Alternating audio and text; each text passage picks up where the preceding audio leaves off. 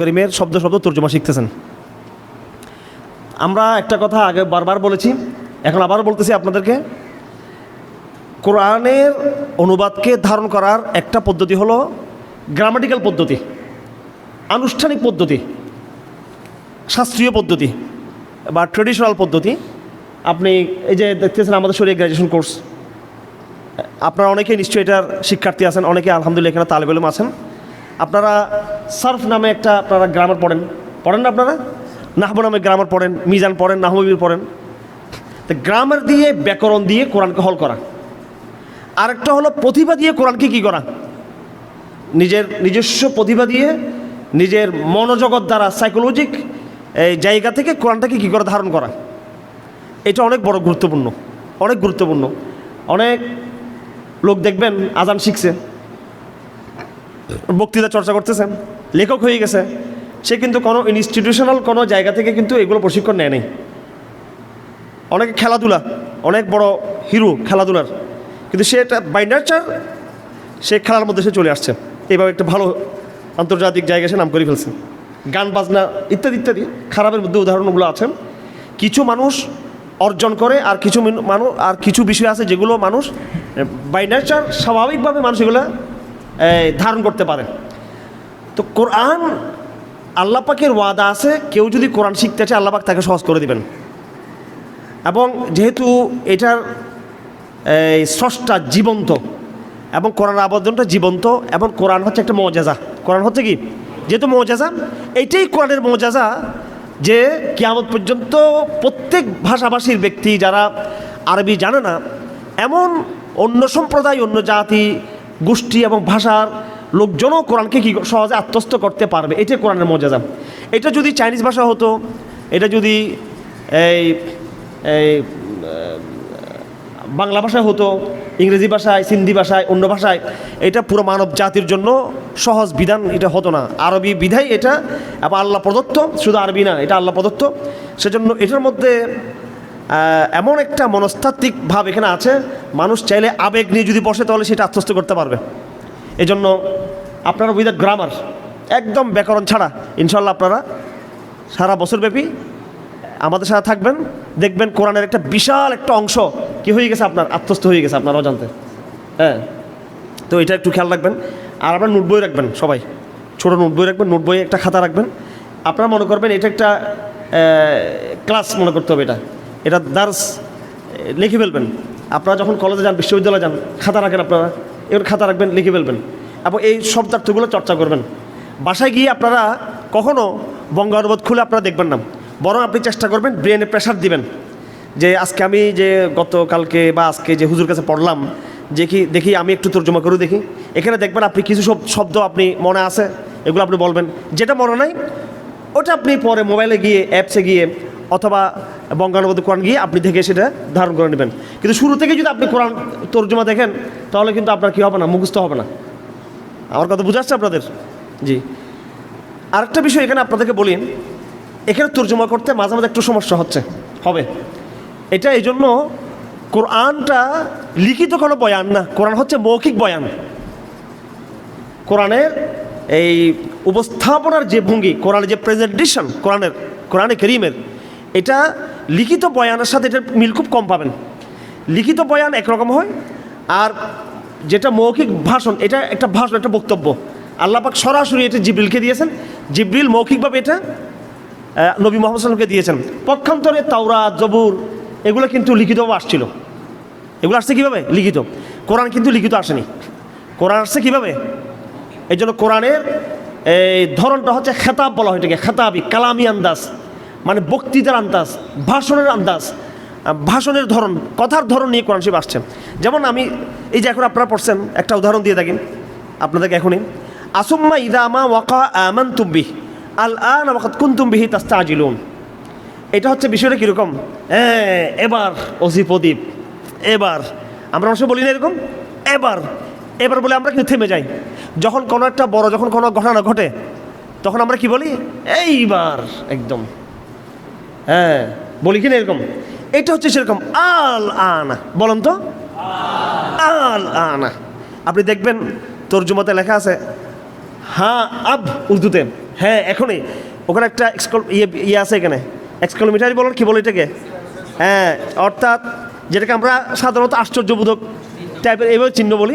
এক কোরআন কারিমে কিন্তু এটা নেই, কোরআন লেখার মধ্যে কিন্তু এটা নেই, কারণ কোরআন কিন্তু কি এটা গ্রামাটিক্যাল কোনো পুস্তক না, নাহলে কিন্তু এটা থাকতো, কিন্তু তর্জমার মধ্যে কিন্তু ওরা ওই চিহ্নটা নিয়ে আসছে এখানে।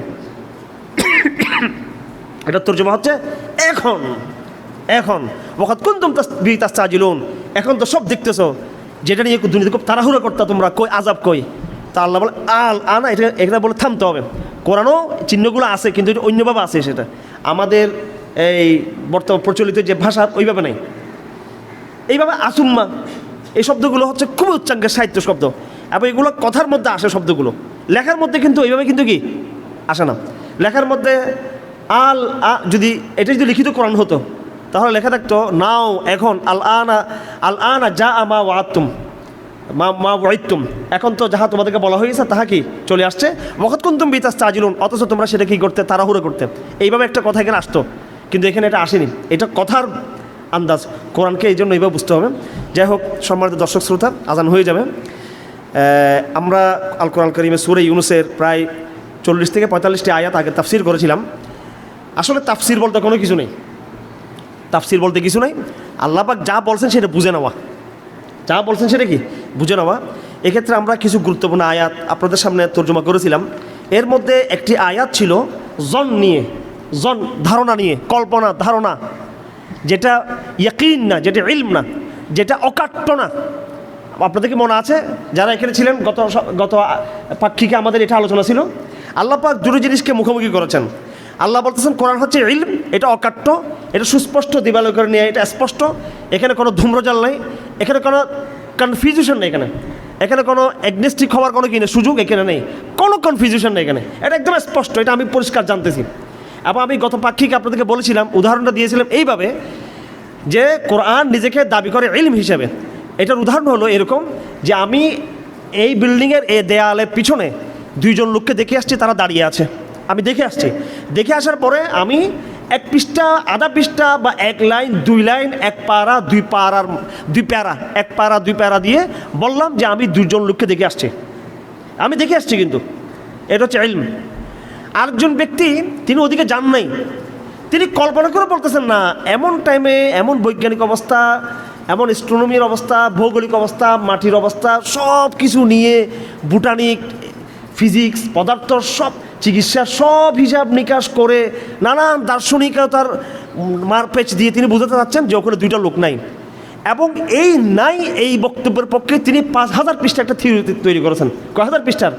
5000 পৃষ্ঠার, শুধু একথা প্রমাণ করার জন্য যে দেওয়ালের পিছনে কি নাই, 2 জন লোক নাই। উনি কিন্তু দেখেন নাই, উনি লোক আছে এটাও দেখেন নাই, নাই যে সেটাও কি উনি এমনি আন্দাজ করে কল্পনা করে উনি সংশয়ের জায়গা থেকে দার্শনিকভাবে, বৈজ্ঞানিকভাবে, নানানভাবে তিনি প্রমাণ করতেছেন 5000 পৃষ্ঠার থিওরি দিয়ে, থিসিস দিয়ে, যেখানে কোনো কিনে লোক নাই। আরেকজন ব্যক্তি উনি সচক্ষে দেখে আসছেন লোক আছে পাই নাই, সেটাকে তিনি 1 প্যারা দিয়ে 2 প্যারা দিয়ে বলে দিলেন যে আমি দেখে আসছি লোক আছে, এরকম তোমরা এটা বিশ্বাস করো। এখন মানুষ হয়ে গেছে কি আধুনিক শিক্ষিত লোকরা, এটা তো সেই সূত্র ফিজিক্সের, এটা তো অ্যাস্ট্রোনমির সেই সূত্র, এটা বোটানির সেই এটা সূত্র, এরিস্টটলের সেই থিওরি, এটা রবীন্দ্র ঠাকুরের সেইটা মানে সাহিত্যের সেই কবিতা দিয়ে উনি যেভাবে বুঝেছেন, এবং যা পুরো পরিস্থিতি আরও ইত্যাদি ইত্যাদি যা আছে রাজনৈতিক সামাজিক সব অবস্থা দিয়ে এত বড় থিসিস, এটা অবশ্যই বৈজ্ঞানিকের বক্তব্য সত্য, দার্শনিক বক্তব্য সত্য। আর কোরআনের ভিতরে কুল হুয়াল্লাহু আহাদ একলালের ভিতরে এটা কি, হ্যাঁ এটা কোনো ইয়ে আছে এখানে? বিজ্ঞান আছে, দর্শন আছে, সাহিত্য আছে? আল্লাহ পাক বলছেন এখানে ওই অল্পটুকু হচ্ছে ইলম, আর এই বহু মহাজ্ঞান বাহ্যিকতা এটা হচ্ছে স্ফীত, এটা হচ্ছে জন, এটাকে বলা হয় জন, যেখানে অনেক কথা কিন্তু কি না, ভিতরে কিন্তু কি অন্তঃসার শূন্য, ভিতরে কোনো প্রাণ নেই, ভিতরে কোনো সত্যতা নেই। বর্তমানে কোরআনের সাথে সমস্ত দার্শনিক লিটারেচারের পার্থক্য এই জায়গায়। আমরা গত পাক্ষিকে বলেছিলাম, আপনাদের মনে আছে কিনা জানি না। এই জন্য আসমানি গ্রন্থ অ্যাবসলুট, একদম নিরঙ্কুশ। আমি এত তাত্ত্বিকতা, এত কথার মারপেচ সাহিত্য দিয়ে বোঝানোর দরকার নেই, সেটা সত্য, সেটা দেখে আসা হয়েছে। হ্যাঁ, এই জন্য সমস্ত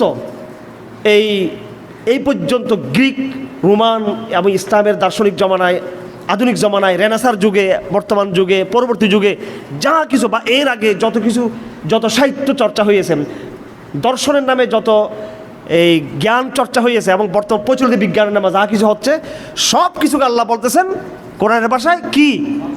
জন। ইন ইয়াত্তাবিউনা ইল্লা জন ওয়া মা ইয়াত্তাবিউ আকসারুহুম ইল্লা যন্না। এটা সূরা ইউনূসের ৩৬ নম্বর আয়াত এবং সূরা ইউনূসের ৬৬ নম্বর আয়াত।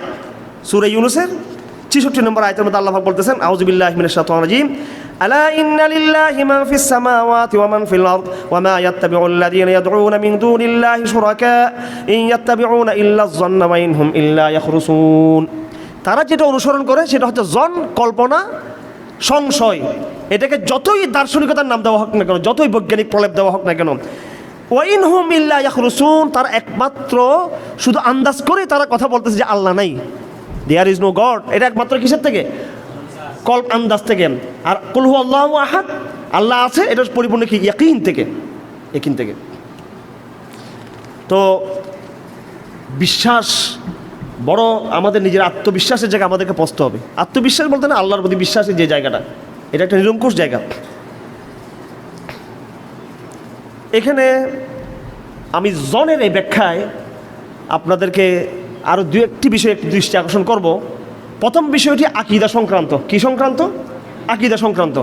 আল্লাহ পাক এখানে জন বলতে তৌহিদ বিবর্জিত সমস্ত জ্ঞান বিজ্ঞানকে এক বাক্যে সেটাকে কী করে ইগনোর করে দিয়েছেন। কি বলে? জন বলে।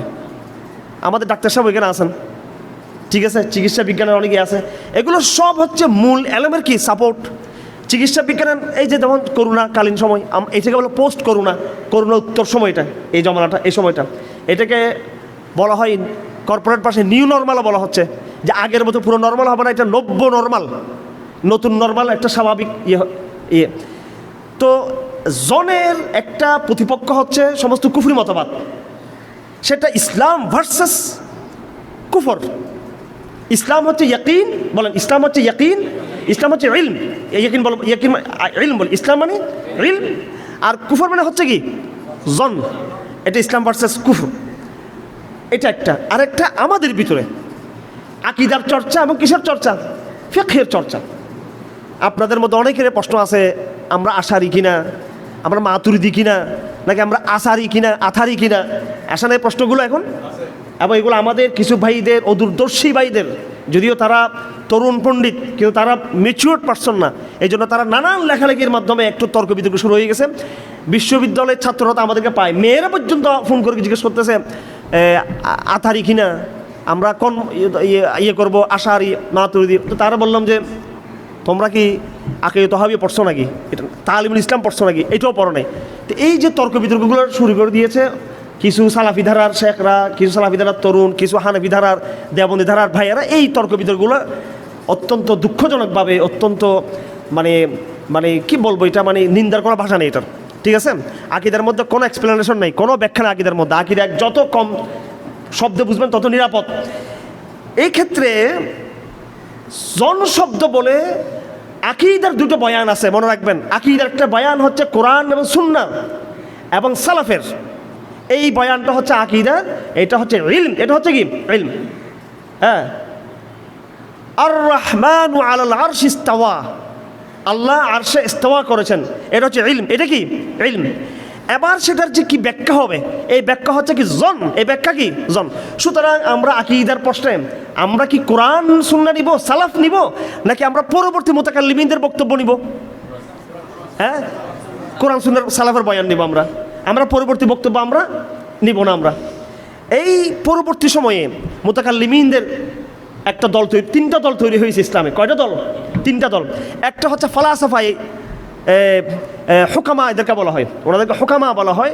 দার্শনিকদের একটা দল তৈরি হলো, ইবনে সিনা, ইবনে রুশদ, আরও অন্যান্য অনেকে আছেন। ইমাম গাজালি এক সময় এইদিকে ছিলেন, একটা সময় ওনারা অনেক বই পুস্তক লিখেছেন। ইবনে সিনা সম্পর্কে জানেন, তার তৌহিদ সম্পর্কে, আকিদা সম্পর্কে আহলুস সুন্নাহ ওয়াল জামার মধ্যে ইখতিলাফ রয়েছে, এমন কোরআন তাকফীরের ব্যাপারেও কিছু কথা আছে। তো যাই হোক, ওইদিকে ভিন্ন দিকে ওই আলাপে যাচ্ছি না। এই ইসলামে তিনটা ধারা তৈরি হলো। একটা হচ্ছে হুকামাদের, দার্শনিকদের, এদেরকে বলে ইসলামিক দার্শনিক, ইসলামিক দার্শনিক। আরেকটা দল তৈরি হলো মুতাজিলাদের। কাদের? তারা আহলে তাওহীদ ছিল, তাদেরকে কোনোভাবেই তাকফির করা যাবে না, কিন্তু তারা প্রচণ্ডভাবে ইসলামে তারা কী করেছে, তাউইল করেছেন। তাদেরকে বলে যুক্তিবাদী ধারা, রেশনেবল এই অ্যাক্টিভিটিস ছিল তাদের। তারা যুক্তির মাধ্যমে শরীয়তকে তারা বিচার করতেন। তারা নকলকে, শরীয়তকে নকল বলা হয়। শরীয়ত হচ্ছে যেটা নকল, যেটা পাঠ রসুল থেকে যেভাবে বর্ণনা আসছে, বর্ণনা, এই বর্ণনাকে তারা আকল দিয়ে তারা কী করতেন, বিচার করতেন। মুতাজিলা এদেরকে বলা হয়। আবার মুতাজিলা কাউন্টার করতে গিয়ে মুতাকাল্লিমিন, এরা দুই শ্রেণী, আশারি মাতুরিদি, এদের জন্ম হলো। ওরা এসে আবার এই মুতাজিলাদের মোকাবেলা করলো। তাহলে বুদ্ধিভিত্তিক কয়টা ধারা? একটা হুকামা, একটা কি হুকামা বা দার্শনিক, ফালাসাফায় ইসলাম, দার্শনিকদের একটা ধারা তৈরি হলো। আমি এদের ফালাসাফা বলি, ফালাসাফায় ইসলাম। 2 নম্বর ধারা হচ্ছে মুতাজিলাদের। 3 নম্বর ধারা হচ্ছে মুতাকাল্লিমিনদের। কাদের? মুতাকাল্লিমিনদের। হুকামা বলতে আবার অনেকে ফালাসাফাদেরকে বলে, অনেকে আবার মন্তেকের ইমামদেরকে হুকামা। যাই হোক, আরও স্পষ্ট করে বলি, ফালাসাফা কি বলবো আমরা? ইসলামিক দার্শনিক, ফালাসাফা। এরপর মুতাজিলা, এরপর হচ্ছে কি আশারি মাতুরিদি। কয়টা ধারা তৈরি হলো? 3টা ধারা তৈরি হলো। ফালাসাফাদের ধারা, মুতাজিলাদের ধারা, এমনকি আশারি মাতুরিদি। এদেরকে এক ব্যাখ্যা বললে কি বলবেন? মুতাকাল্লিমিনদের ধারা তৈরি হলো। মুতাজিলি এবং মুতাকাল্লিমিন, মুতাজিলি, আশারি মাতুরিদি, এরা আবার সবাই মিলে আবার ফালাসাফাদের কী করছিল? এরা বিরুদ্ধে লড়াই করছিল। ওই জায়গায় এদের সম্মিলিত অবদান আছে। মুতাজিলাদেরও অবদান আছে এবং কাদের? আশারি মাতুরিদিরও অবদান আছে। কাদের বিরুদ্ধে? ফালাসাফা, দার্শনিকদের বিরুদ্ধে। কারণ ওরা গ্রিক দার্শনিকদের আদলে, গ্রিক দর্শনের আদলে ইসলামের মধ্যে তারা একটা দর্শন চর্চা করা শুরু করছিল। তখন এটার মোকাবেলা করছে কারা? মুতাজিলারা। এটা মোকাবেলা করছে কারা? দেখবেন মোকাবেলা করতে করতে অনেক সময় নিজেরা ওদের মতো হয়ে যায়, ঠিক কিনা? এই আমাদের অনেক কলেজ বিশ্ববিদ্যালয়ের ব্যাকগ্রাউন্ডে অনেক ভাইয়েরা ইসলাম বই পুস্তক লিখতেছেন না, ওনারা প্রগতিশীলতাকে মোকাবেলা করতে গিয়ে ওনাদের বই পুস্তকে এমনভাবে তারা কিছু কথা নিয়ে আসে যে ওই বইগুলো থেকে আবার নতুন করে যে কিছু জানতে সে আবার কিছু সংশয় ওখান থেকে বের করে। আবার আমি নাম নিচ্ছি না, আমাদের কিছু কিছু ভাইদের খুব ফেমাস, খুব সেলিব্রিটি, অনেক বই পুস্তক লিখতেছেন, কিন্তু ওরা এমন কিছু কথা নিয়ে আসছে ওখান থেকে আবার নতুন করে সৃষ্টি হয়। তো দেখা যাচ্ছে একসময় আপনি যাদের মোকাবেলা করবেন, মোকাবেলা করতে গিয়ে আপনার মধ্যে আপনিও সাইকোলজিকভাবে তাদের দ্বারা আপনি কী হয়ে যাচ্ছেন? প্রভাবিত হয়ে যাচ্ছেন। বুঝতে পারছে? তো আমেরিকা একসময় বলছে উই ওয়ার মুজাহিদিন, ওই যে কমান্ডার, যে আমরা একসময় মুজাহিদিন ছিলাম, আমেরিকার কমান্ডার মুজাহিদিন না মুজাহিদিন কে একটা বলি, বলে সে আফগান জিহাদ করতে বলে আমরা তো মুজাহিদিন ছিলাম একসময় ওই রাশিয়ার আমলে। তো যাই হোক, এই সংস্পর্শ এমন এক জিনিস যেটা ক্রিয়া প্রতিক্রিয়ার বৈজ্ঞানিক সিস্টেমের ভিতর দিয়ে একটু আসে। যে মুতাজিলা ফালাসাফাদের মোকাবেলা করলো, তারা আবার তাদের বুদ্ধিভিত্তিক ওইটাকে নিয়ে তারা কিন্তু ইসলামের উপর একটা মুসিবত খাড়া করলো। আবার সেই মুতাজিলাদের মোকাবেলা করতে গিয়ে আশারি মাতুরিদিরা বাধ্য হয়ে বা প্রয়োজনের তাগাদায় যেমন হোক তারা তাদের মোকাবেলা করতে গিয়ে পুরো মুতাকাল্লিমিনদের, পুরো আশারি মাতুরিদির মধ্যে বিরাট একটা বুদ্ধিভিত্তিক ছাপ পড়ে গেল। তারা অজস্র তাউইল তারা করলো। কী করলো? তাউইল করলো। এটা হচ্ছে খালাফ। ওনাদের মানহাজ খালাফের মানহাজ। খালাফের মানহাজ ছিল তাউইল করা, আর সালাফ কী করে? তাউইল করে নেই। এই জায়গায় আজকে আমি যেটা এখানে ঘোষণা করতে চাই, সূরা ইউনূসের ৬৬ নম্বর আয়াত এবং সূরা ইউনূসের ৩৬ নম্বর আয়াত, জন যেভাবে আল্লাহ পাক সুবহানাহু ওয়া তাআলা নাস্তিক্যবাদের বিরুদ্ধে ব্যবহার করেছেন, ঠিক আমাদের ভিতরেও যদিও ওনাদের অবদান আছে, ওনারা নাস্তিক না, নাউযুবিল্লাহ। মুতাজিলা কি নাস্তিক ছিল? আশারিরা কি নাস্তিক? মাতুরিদি কি নাস্তিক? নাস্তিক না। তবে তারা যে যুক্তির যে ধারা তৈরি করেছেন এটাকে ইলম বলা যাবে না, এটা হচ্ছে জন। এটা বলতে চাচ্ছি, ঠিক আছে? ক্লিয়ার কথা? এটাকে কি বলা যাবে না? হ্যাঁ, আশারি মাতুরিদি ইলম নাকি জন? খালাফ ওরা জন নাকি ইলম? জন। আর সালাফ, এটা সালাফের কথা, ইলম নাকি জন? হ্যাঁ, এই পার্থক্য। এখন এই জনটা কেন করছে সেটা আমি বলি, ইতিহাসের প্রয়োজন ছিল। ইতিহাসের জায়গা থেকে এগুলো আরও বিভিন্ন সব ব্যাখ্যা দিব। তাদের কিছু প্রয়োজন ছিল, তাদের কিছু বাধ্যকতা ছিল, আবার তাদের কিছু বাড়াবাড়িও ছিল। দুইটা কথা। আশারি মাতুরিদের কিছু বাধ্যকতা, মাজুর ছিল, তাদের করতে বাধ্য হয়েছেন। তারা বুদ্ধিভিত্তিক ধারাকে, বুদ্ধিভিত্তিক অ্যাগ্রেশনকে বুদ্ধিভিত্তিক জায়গা থেকে মোকাবেলা করার দরকার ছিল। আবার এটা করতে গিয়ে কিছু বাড়াবাড়িও কি হয়েছে। ইনসাফের সাথে কথা বলতে হবে, কেমন? তো যতই করি না কেন সেটা কী ছিল? জন ছিল। কী ছিল? জন। আমি গতকালকেও আল ফিকহুল আকবর, ইমাম আবু হানিফার কিতাব, নাম শুনছেন? আল ফিকহুল আকবর, ওইটা সরহ লিখছেন মোল্লা আলী কারি, সরহুল ফিকহুল আকবর। ওখানে ইমাম রাজি বলেছেন আবু মনসুর মাতুরিদির কথা রেফারেন্স ইয়ে করে আল্লাহকে দেখার ক্ষেত্রে গিয়ে বলেছেন যে আমাদেরকে দলিলে সামিঈ ব্যবহার করতে হবে। দলিল দুই প্রকার বললেন, দলিলে সামিঈ, সামিঈ যেটা শোনা, কোরআন সুন্নাহর দলিলকে কি বলা হয়? দলিলে সামিঈ বলা হয়। কি বলা হয়? দলিলে সামিঈ বলা হয়, দলিলে নাকলি বলা হয়। আর বুদ্ধিভিত্তিক দলিলকে দলিলে আকলি বলা হয়। এই আবু মনসুর আল মাতুরিদি নিজে বলতেছেন যে আমাদের আসল কাজ হচ্ছে দলিলে সামিঈ দিয়ে আল্লাহর গুণাবলী প্রমাণ করা, আল্লাহকে দেখা না দেখে এটা প্রমাণ করা। কারণ দলিলে আকলি যেগুলো, দার্শনিক যেগুলো দলিল, সেগুলো মানুষকে কি করে না? সন্তোষ বিধান করে না। অথচ ওনারা কোন ধারার লোক? বুদ্ধিভিত্তিক ধারার লোক মাতুরিদি। কিন্তু তারপরও তিনি বলতেছেন কি আসল দলিল কোন দলিল? বুদ্ধিভিত্তিক দলিলকে তিনি আসল বলছেন। তিনি কি বলতেছেন? দলিলে সামিঈ, শোনা যে কোরআন সুন্নাহর এটা আসল দলিল, এটাই বেশি কার্যকর। উনি এটাকে কি বলেছেন? এটাই বেশি কার্যকর। সেজন্য ওনাদেরকে এইভাবে ভুল বোঝা যাবে না পুরোপুরি, যেভাবে অন্যরা পুরোপুরি থেকে বেদাত বলে, এটা বলা যাবে না কিন্তু। কারণ ওনাদের মনের দিক থেকে তারা সালাফ ছিলেন, ওনাদের মনটা ছিল সালাফের মন, কিন্তু এক্সপ্রেশনটা ওনারা কী করছেন? ওরা খালাফের, সেটা বাধ্যকতা ছিল। কিন্তু ওনাদের শিষ্যরা কি করছেন? বাড়াবাড়ি করছেন। ওনাদের উস্তাদরা, শেখরা যেটা টেম্পোরারি একটা বিষয় নিয়ে আসছেন দলিল আকলি বুদ্ধিভিত্তিক, সেটাকেই ওনাদের শিষ্যরের মানহাজ বানিয়ে ফেলছে। কি বানিয়ে ফেলছে? এখনও পর্যন্ত আশারি মাতুরিদির সরহ আকাদিন রাসাবিয়া এখন আমাদের সিলেবাস, এবং গুরুত্বপূর্ণ সিলেবাস আমাদের। অথচ সেটাকে ইতিহাসের জায়গা থেকে পড়ানো হচ্ছে না। এটাকে মনে হচ্ছে এটাই আমাদের আকিদা। নসবিয়া আমাদের মূল আকিদা নাকি?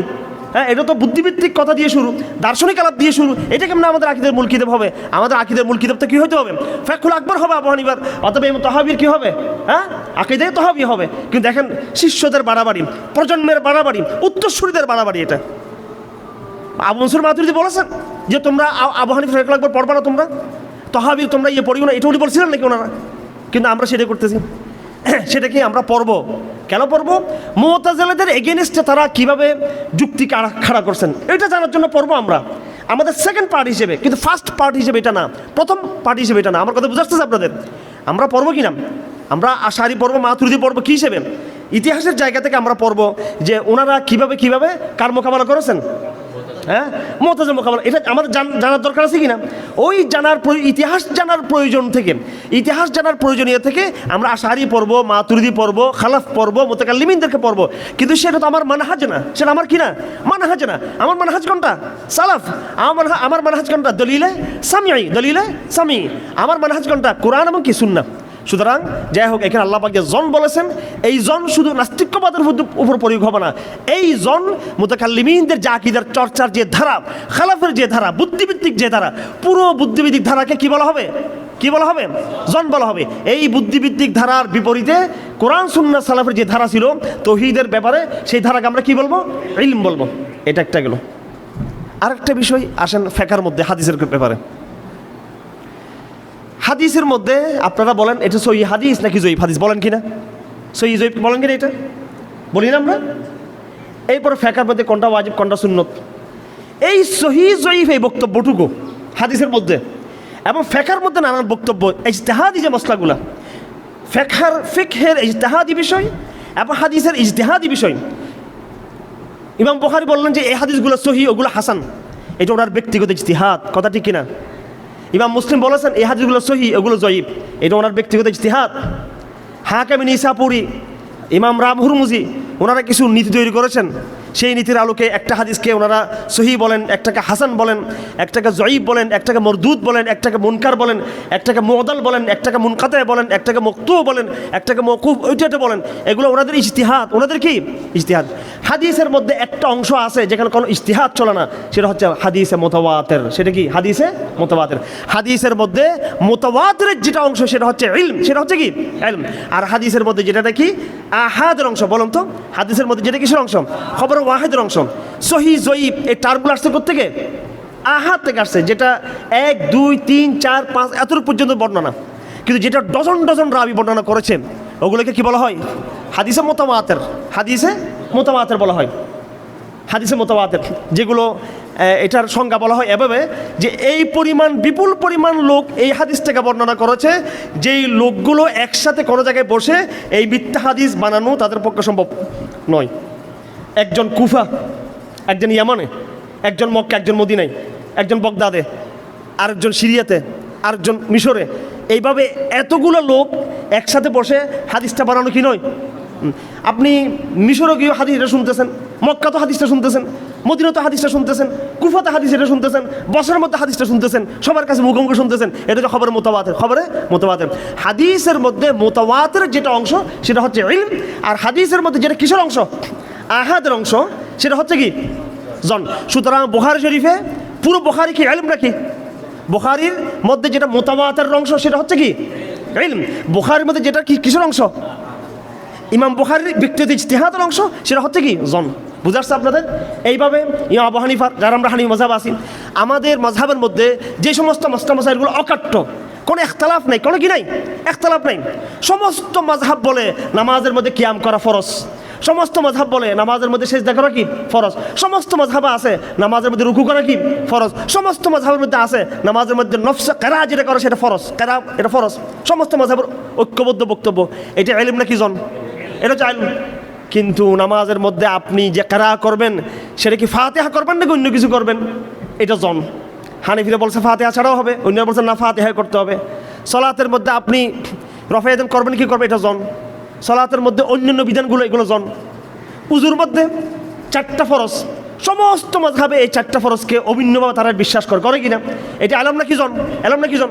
কিন্তু বিসমিল্লাহ বলাটা ওয়াজিব কিনা ফরজ কিনা এটা কিন্তু কিনা ইলম, এটা হচ্ছে জন। এই জন্য ফিকহের মধ্যে একটা অংশ ইলম, একটা অংশ কি জন। হাদিসের মধ্যে একটা অংশ ইলম, একটা অংশ কি জন। আমরা যে কথা বলি এত ইখতিলাফ কেন, এত ইখতিলাফ কেন? ইলমের জায়গার মধ্যে কোনো ইখতিলাফ আছে নাকি? হ্যাঁ, তাহলে ইলম কোনটা? পুরো কোরআন ইলম, পুরো কোরআন কি? পুরো কোরআনটা হচ্ছে ইলম। কারণ এখানে কোনো ইখতিলাফ আছে? হাদিসের মধ্যে মুতাওয়াতির সবগুলো হাদিস হচ্ছে কি? এখানে কোনো ইখতিলাফ আছে? মুতাওয়াতির কোনো হাদিসের মধ্যে ইখতিলাফ নেই, সবাই এক। আরে ইখতিলাফ তো খুব অল্প জায়গায়। কি মাযহাব আছে নাকি? মাযহাব মানেন আপনারা? মাযহাব আছে না নাই? মাযহাব আছে, মাযহাব নাই। আসল জায়গায় মাযহাব আছে নাকি? আকীদার জায়গায় মাযহাব আছে, কোরআনের জায়গায় মাযহাব আছে, মুতাওয়াতিরের জায়গায় মাযহাব আছে। তো এগুলো জনের জায়গা, যেটা হাদিসের মধ্যে যেগুলো জনের জায়গা, ওই জায়গার মধ্যে গিয়ে, তাও সব জনের মধ্যে কিন্তু মাযহাব না, কিছু কিছু জনের মধ্যে গিয়ে মাযহাব তৈরি হয়েছেন। এইভাবে ফিকহের মধ্যেও কিছু আছে অকাট্য ফিকহ, যেগুলো একদম কোরআন সুন্নাহর অকাট্য বিধান দ্বারা আসছে ফিকহ, ওইটাকে ইলম। আর ফিকহের মধ্যে যেটা কি কিছু আছে এগুলো কি জন। এই জনের বিভিন্ন ক্যাটাগরি। এটা এই বিষয়টা যদি আমরা বুঝি, আমাদের আর কি থাকবে না, কোনো সংশয় থাকবে না, কোনো কি থাকবে না, কোনো সংশয় থাকবে না আমাদের। কথাকে আমি বুঝতে পারছি আপনাদেরকে? তো যাই হোক, জনের ক্ষেত্রে 3টা আলোচনা আসছে। একটা জন হচ্ছে ইসলাম ভার্সেস কুফর। ইসলাম ভার্সেস কি, ওইটা বড় কড়ায়। কোরআনে কিন্তু ওইটা বলছে, কোরআন কিন্তু এটা বলে নাই। আমি যেটা বলছি কোরআনে, হাদিসের জন, ফিকহের জন, এটা কোরআন বলে নাই। এটা জাস্ট প্রসঙ্গত বলে দিলাম। আমি একটা তাফসীর এখানে আসছি। এখানে আব্দুল ওয়াজিদ দরিয়াবাদী নাম আপনারা শুনেছেন, উনি লিখতেছেন, উর্দুতে লিখতেছেন, মুর্শিদ থানভী নে ফরমায়া। আজকে বাংলাদেশে মনে হচ্ছে দেওবন্দিরা আমরা সব আহলে হাদিসদেরকে আমরা মনে করি যে তারা জাহান্নামে যাবে, মনে করি না? আবার আহলে হাদিসরা মনে করতে যেগুলো সব তো গলত হাদিস মতো আমল করে, সব গলত সই হাদিস মতো আমল, এদের একটাও ঠিকানা জান্নাতে হবে না। আশারি মাতুরিদিনে কত মতবিরোধীর মধ্যে আমরা আছি। এবং পুরো দেওবন্দি ঘটনার লোকরা নিজেদেরকে দাবি করে অনেকে কি, যে আমাদের মানহাজটা মাতুরিদি মানহাজ, আমাদের মানহাজটা হচ্ছে কি মানহাজ, আশারি মানহাজ। অনেকে বলে কিনা সেটা, হ্যাঁ, আমাদের মধ্যে অনেকে খুব গর্ব করে কি করে, আমাদের এটাই মানহাজ, আমরা আশারি মাতুরিদি, খুব যতটুকু না তার চেয়ে বেশি করে বলে, এটা বলে কি না ওনাদের ঘরের লোক। আবার এই বলার কারণে অন্যরা তাদেরকে আবার কি গোমরা মনে করে। আসলে দেওবন্দি হচ্ছে আসলে কি জিনিস, আমি উম্মতের ঐক্যের জায়গাটা বলতেছি। দেখেন, ইমাম থানভী যিনি দেওবন্দিদের একজন একটা উজ্জ্বল নক্ষত্র, ওনার ব্যাপারে বলতেছে যে মুর্শিদ থানভী নে ফরমায়া ইসসে উলামাই রুসুম বহুত কম মাহফুজ হে। ওলামারা এই জন থেকে খুব নিজেকে খুব কম সংরক্ষিত রাখতে পেরেছেন এই বিষয় থেকে। চুনাঞ্চে আকসর मुतकल्लिमीन अहले ज़ाहिर का दलाइल ज़ात व सिफ़ात हक़ के बारे में बाहम मुतारिफ़ पाए जाते हैं, जो ज़न्नियत की शान है। যে মুতাকাল্লিমিন যা বলেছেন, আশারি মাতুরিদের লোকরা, ওনারা যে কথাগুলো বলেছেন একটার সাথে একটা কি সাংঘর্ষিক তাদের বক্তব্যগুলো। কে বলতেছেন এটা? থানভী সাহেব। আচ্ছা, জু জন্নিয়াত কি শান হ্যাঁ, বলে যেগুলো জনের কথা সবসময় একটার সাথে একটা কি থাকবে, সাংঘর্ষিক থাকবে। পাস জু কুই ইসসে বাঁচনা চাহে, কেউ যদি জন থেকে বাঁচতে চায়, চাহিয়ে কে ও সালফে সালেহ কে ইত্তেবা মে লাগা রহে, তার উচিত হচ্ছে সে সালফে সালেহকে কি করবে, ইত্তেবা করবে। আর আমার বানাইছে কিছু আমাদের দেওবন্দি ভাই এরা আহলে হাদিস বানাইছে আমার, ঠিক আছে? তা আমি আহলে হাদিস হলো তো ইমাম থানভী বড় আহলে হাদিস, বড় সলাফি, ঠিক আছে? উনি কি বলতেছেন যে কেউ যদি জন্নিয়ত থেকে বাঁচতে চায়, চাহিয়ে কে ও সালফে সালেহ কে ইত্তেবা মে লাগা রহে और फलसफियात में मशगूल न हो, जिससे वजुद शक बढ़ने के और कुछ हासिल नहीं। তুমি যতই দার্শনিকতার ক্রিটিক্যাল ইয়েতে যাবে তত তুমি কী হবে, হারিয়ে যাবে। আসল হচ্ছে কি সালাফের কী ধরা, কথা ধরা। এখানে আমি একবার ওই আমাদের মাহফিলের সময় বয়ান করছিলাম, তখন আমি বললাম যে আমাদের কোনো আইডেন্টি নাই, ঠিক আমরা এই দল সেই দল সে দাঁড়া না, আমরা সালাফ। এইটা নিয়ে বহু চেষ্টা করছে, আলহামদুলিল্লাহ বাজারে এরা কি পায় নাই। হ্যাঁ, এই যারাই হকের আঘাত করবে তাদেরকে একসাথে আপনারা প্রতিরোধ করবেন ইনশাল্লাহ ফেসবুকে, ঠিক আছে। বাতিলদেরকে, হক নামদারি বাতিল তথাকথিত প্রত্যেক দলের মধ্যে আছে এরকম, হক নামদারি বাতিল প্রত্যেক দল আছে, ঠিক আছে। এরা হচ্ছে কি হক নামদারি তথাকথিত হক নামদারি বাতিল, হার মানহাজের মধ্যে আছে, এটা হার ধারার মধ্যে এটা আছে। প্রতিরোধ করবেন এদেরকে। আমরা একদম নিউট্রাল জায়গায় থাকবো, একবার উম্মতের মূল পয়েন্টের জায়গায় থাকবো, আমরা ঐক্যের জায়গায় আমরা চেষ্টা করবো। থানভী সাহেব, ওই কথা থানভী সাহেব নিজে বলতেছেন যে মুতাকাল্লিমিনদের আসল মানহাজটা আমাদের আসল মানহাজ না। আমাদের আসল মানহাজ কোনটা? কেউ বাঁচতে চাইলে কি ধরো, সালাফের ইয়েটা ধরো। আর সেই বক্তৃতার জন্য আমাদেরকে কথা আঘাত করতেছে এরা, জাহালত, এগুলো জাহেল এরা। তো যাই হোক, এটা নিরাপদ রাস্তা, সালাফ হচ্ছে কি নিরাপদ রাস্তা। তো কোরআনে কারীমে জন এই শব্দটা মৌলিক শব্দ। কি শব্দ এটা? মৌলিক শব্দ, মনে থাকবে আপনাদের, মৌলিক শব্দ। তো কোরআনে যেটা জন, এখানে মুতাকাল্লিমিনদের কোরআন যখন নাজিল হয় তখন কি মুতাকাল্লিমিন ছিল নাকি? তখন কি আশারি মাতুরিদি ছিল, মুতাজিলি ছিল তখন? এগুলো ছিল না। হুকামায়ে বা ফালাসাফা ইসলামও তখন আসে নাই। কোরআন এখানে জন বলছে নাস্তিকতাবাদকে, কুফরকে বলছেন। কিন্তু বর্তমান সমকালীন জনের ব্যাখ্যা আরও কোন জায়গায়, দুই জায়গায় যাবে। কয় জায়গায় যাবে? আকীদার ক্ষেত্রে এবং কি ফিকহ এবং কি হাদিসের ক্ষেত্রে। আকীদার ক্ষেত্রে এবং কি, তাহলে আকীদার ক্ষেত্রে যেভাবে আমরা সালাফকে মানবো, মৌলিককে মানবো, ইয়াকিনকে মানবো, ইলমকে মানবো, হাদিসের ব্যাপারেও যেটা মুতাওয়াতির, ওটাতে কোনো কি থাকবে না, আমাদের আপত্তি থাকবে না। যেটা জন সেটাতে ইখতিলাফ থাকতেই পারে। ইমাম বুখারী এটাকে সহিহ বলছেন, ইমাম মুসলিম এটাকে সহিহ বলেন নাই, ঠিক আছে। একজন সহিহ বলছে, আরেকজন সহিহ বলেন নাই, হতে পারে সেটা। এইভাবে মসলা মাসাইলের মধ্যেও মতবিরোধ থাকতে পারে, জনের ক্ষেত্রে সেটা সমস্যা নেই। কথা প্যাঁচ লাগিয়ে যাচ্ছে কিনা আপনাদের? হ্যাঁ হ্যাঁ, একটা জন কুফরি, একটা জন কি কুফরি, ইসলাম ভার্সেস কি তাওহীদ, এটা ওই জনটা কুফরি। এরপরে যে জন আছে, একটা জন হচ্ছে আকীদার ক্ষেত্রে জন, যেটা খলাফের মানহাজ, মুতাকাল্লিমিন মানহাজ, এটা কুফরি না, তবে সেটা কি, এটা বেদাতে হাসানা। এটা কি বেদাতে হাসানা, বা ওই সময়ের জন্য, এখনের জন্য না। আবার এটা প্রয়োজন ছিল, জরুরি ছিল, এটা এখন দরকার নেই। এটা যদিও কুফরি না, কিন্তু সেটার প্রয়োজন ছিল, কিন্তু সেটা সালাফের মানহাজ না। সেটা যখন দরকার তখন, আর এখন দরকার নেই, ঠিক আছে। হাদিসের ক্ষেত্রে, ফিকহের ক্ষেত্রে যেটা জন, সেটা আমল করা যাবে। সেটা কি করা যাবে? আমল করা যাবে। তবে সেই আমলটা মুতাওয়াতির পর্যায়ের, অকাট্য পর্যায়ের, ওই সময় তার সমমর্যাদাশীল হবে না আর কি। কথা বুঝতে পারছেন? তিনটা জনের কিন্তু ক্যাটাগরি ভিন্ন। ইসলাম ভার্সেস জাহেলিয়াতের যেটা জন, ওই জনটা হচ্ছে কি কুফরি। আকীদার ক্ষেত্রে যেটা জন মুতাকাল্লিমিনদের, এটা কুফরি না, তবে সেটা প্রয়োজন নেই আমাদের এখন। ওই সময় দরকার ছিল, এবং সেটা বেদাতে হাসানা তখনের জন্য। আর হাদিসের ক্ষেত্রে যেটা জন নিয়ে হাদিস, খবর ওয়াহেদ, এবং ফিকহের ক্ষেত্রে যেটা জন নিয়ে বক্তব্য, সেটা আমল করা যাবে, কিন্তু সেটা নিয়ে বাড়াবাড়ি করা যাবে না। সেটাকে নিয়ে কেউ ইসলাম থেকে খারিজ করা যাবে না, এবং সেটাকে মুতাওয়াতির যে ফিকহ, মুতাওয়াতির যে হাদিস, তার সমমর্যাদা করা যাবে না। কথাগুলো একদম ক্লিয়ার, একদম ক্লিয়ার কথাগুলো আপনাদের? নাকি কোনো সংশয় আছে, কোনো প্রশ্ন আছে আপনাদের? সবটুকু জন। তবে কোরআনে এই পরের জনগুলো বলেনি, কোরআন জন বলছে কোনটা? আগেরটা। আসলে আলোচনা করার আর অনেক গিয়েছিল, আজকে আর ইয়ে হচ্ছে না। আরেকটা আয়াত এখানে আছে, সেটা হচ্ছে ওই আপনারা দেখে নেবেন, আউলিয়াদের পরিচয়, ওলিদের পরিচয়, আউলিয়া কারাম, যারা মাজার টাজারা যায়, যারা বড় বড় গৌসুল আজম, যাদের লকব, এরা নাকি আউলিয়া নাকি? হ্যাঁ, আল্লাহ বলতেছেন আল্লাহ ইন্না আউলিয়া আল্লাহ লা খাউফুন আলাইহিম ওয়া লা হুম ইয়াহজানুন। আউলিয়াদের কোনো ভয় নেই, কিয়ামতের দিন কোনো ভয় পাবে না, তারা চিন্তিত হবে না। কিয়ামতের দিন সবাই টেনশন থাকবে, তাদের কোনো টেনশন থাকবে না। ওরা কারা? আল্লাযীনা আমানু ওয়া কানু ইয়াত্তাকুন, যারা ঈমান এনেছে এবং যারা কি তাকওয়া আছে যার ভিতরে।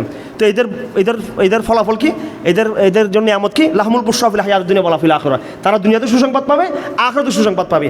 এই 61 নম্বর আয়াত,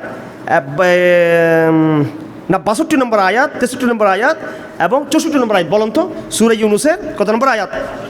62, 63, 64, 62, 63, 64। আল্লাহ পাক সেখানে আউলিয়াদের পরিচয় দিচ্ছেন। আউলিয়ারা হচ্ছে যারা ইমানদার হবে, যারা মুত্তাকি হবে, দুনিয়াতে তাদের জন্য সুসংবাদ, আখিরাতে সুসংবাদ। হাদিসের মধ্যে বলতেছে এই সুসংবাদ কি বলতেছে, সেটা হচ্ছে স্বপ্ন, সেটা হচ্ছে কি সৎ স্বপ্ন। যত কিয়ামত কাছে আসবে তত ইমানদারের স্বপ্ন কি হবে? সত্য। এই জন্য এই বলে আমি শেষ করে দিচ্ছি, আমরা আখির জামানে বসবাস করতেছি, যেখানে দাজ্জালের আগমনের সিমটম পরিষ্কার কিনা। এই আরব ইসরায়েল চুক্তির পরও কি আমাদের আর কোনো সন্দেহ আছে? এবং ভারতের আগ্রাসন, এবং ওলামাদের মধ্যে ওলামাই সুজিবা বাড়তেছে, পরিষ্কার কিনা দজ্জালের আগমন কাছে, মাহাদির আগমন কাছে, পরিষ্কার কিনা? তো রসুল্লাহ কি বলেছেন? মুত্তাকিদের আল্লাহবাক দুটো সুসংবাদ দিয়েছেন, লাহমুল মুসাফির হায়াত দুনিয়া, দুনিয়া তো তাদের সুসংবাদ থাকবে, আখিরাত থাকবে। তো দুনিয়ার সুসংবাদ কোনটা? তারা সুন্দর সুন্দর স্বপ্ন দেখবে, ভালো ভালো কি দেখবে, তারা স্বপ্ন দেখবে, আগামী দিনে কি হবে তারা সেটা স্বপ্ন দেখে ফেলবে। আলহামদুলিল্লাহ, আল্লাহ পাক আমাদের সবাইকে আউলিয়া বানিয়ে দিক, মুত্তাকি বানিয়ে দিক। এবং বলছেন শেষ জমানে বেশি হবে, শেষ জমানে এই আউলিয়ারা বেশি স্বপ্ন দেখবে। কি দেখবে? স্বপ্ন দেখবে। সুতরাং রেঞ্জেস আয়াত, এই আয়াত আমি পড়লে আমার পশম দাঁড়িয়ে যায়। এই আয়াত পড়লে কত নম্বর আয়াত? সূরা ইউনূসের 62, 63, 64। শেষ জমানার দায়িত্ব, শেষ জমানার কি দায়িত্ব? সেটা কি? স্বপ্ন দেখা। কি দেখা? এই জন্য রাত্রে আপনারা ফেসবুক বেশি চালাবেন না। এই আয়াতের আমি আপনাদেরকে কিছু আমল দিয়ে দিচ্ছি। এই আয়াতের মধ্যে যেহেতু স্বপ্নের কথা বলা হয়েছে, দিনের স্বপ্ন কি সত্য হয় নাকি? কিছু স্বপ্ন, রাতের স্বপ্ন, শেষ রাতের স্বপ্ন। আপনারা এখন থেকে প্রতিজ্ঞা করবেন, আপনারা কেউ রাত্রে বেশি ফেসবুক চালাবেন না, রাত 11টার পরে ফেসবুক চালাবেন না কেউ, ঠিক আছে ইনশাল্লাহ? আপনারা দ্রুত ঘুমিয়ে যাওয়ার চেষ্টা করবেন এবং আপনারা তাহাজ্জুদ পড়ার চেষ্টা করবেন। শেষ রাত্রে আপনি ইনশাল্লাহ উঠে 4 রাকাত 8 রাকাত যা পারেন তাহাজ্জুদ পড়ার চেষ্টা করবেন।